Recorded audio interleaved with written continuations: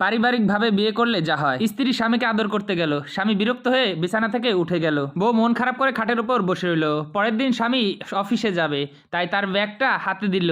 হাতে দেওয়ার পর স্বামীকে একটু ভালোবেসে জড়িয়ে ধরতে গেল, স্বামী তাকে ধাক্কা দিয়ে সরিয়ে দিল। মেয়েটি বলল, আচ্ছা তুমি যদি আমাকে ভালোই না বাসো তাহলে আমাকে বিয়ে করছিলে কেন? ছেলেটি বলল, আমি তোমাকে ইচ্ছা করে বিয়ে করিনি, আমি বিয়ে করেছি পরিবারের চাপে। তোমাকে দেখে পছন্দ করেছে মা বাবা, মা বাবার পছন্দ মতো তোমাকে আমি বিয়ে করেছি।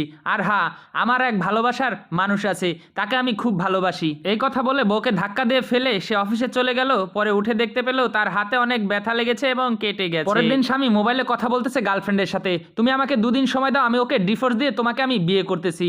স্ত্রী শুনে অবাক হয়ে গেল।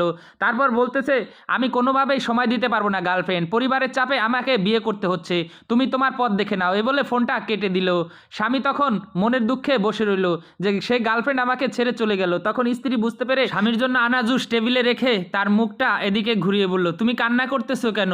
আরে তাতে কি হয়েছে, তোমাকে ছেড়ে গেছে তাতে কি হয়েছে, আমি তো আছি, আমি তোমার বিয়ে করা বউ, আমি জীবনে তোমাকে ছেড়ে যাব না, সারা জীবন তোমার পাশে আমি থাকবো। স্বামী তখন বলল, সত্যি বলছো? স্বামী খুশি হয়ে স্ত্রীকে জড়িয়ে ধরলো। এর ভিতর মোবাইল ফোনে একটা এসএমএস আসলো।